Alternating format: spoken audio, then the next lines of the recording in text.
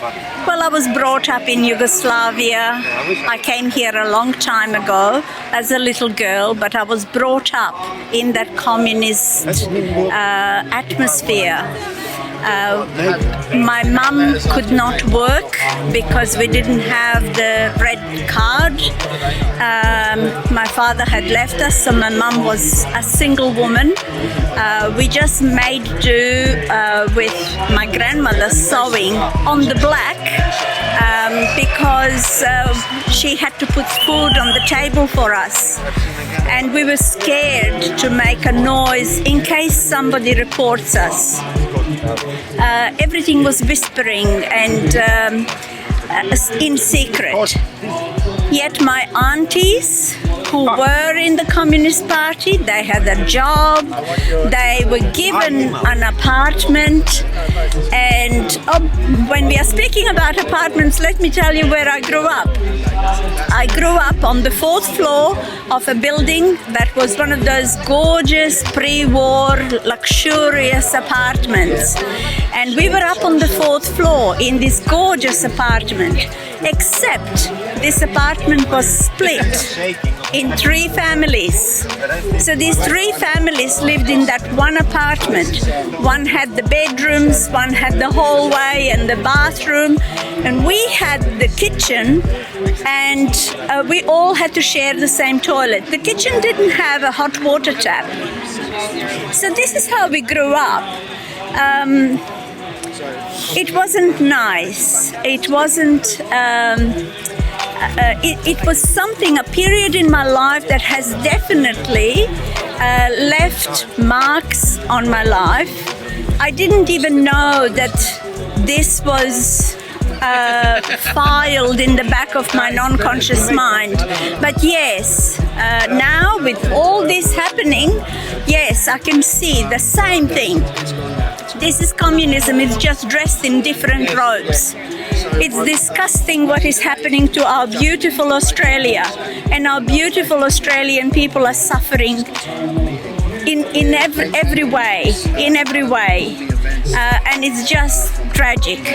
So until we stand up, until we say enough is enough, until people wake up, and this has nothing to do with our health.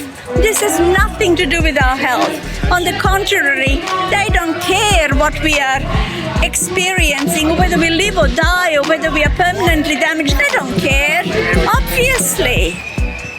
Please, wake up.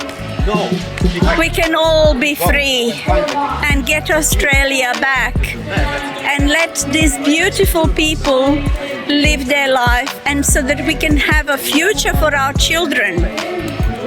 Because we are making decisions now for our children down the track. And unless we make the right decision, make the right choice, we are not going to have a future for our children.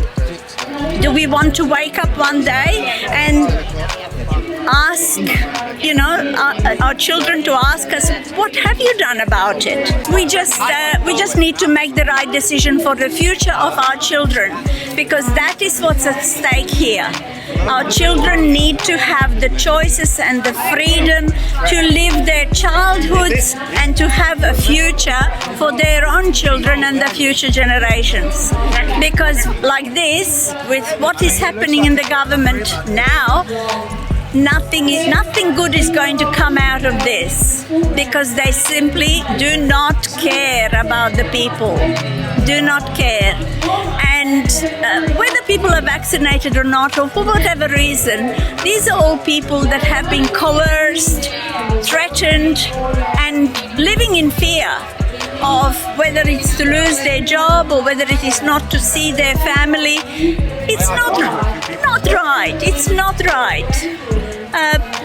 We need to do something, and this is why we are here on a very hot day, but yet there is old people, young people, children of all ages, and we are all here to send the message that this is not right, this is not acceptable.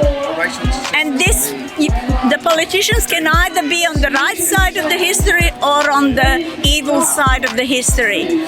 So it's up to them. And we don't have to do anything to them. We don't have to seek vengeance, we don't have to threaten them, because they have already done so much damage to themselves, because they have sown a very toxic, a very painful end for themselves. So it's in God's hands. Thank you.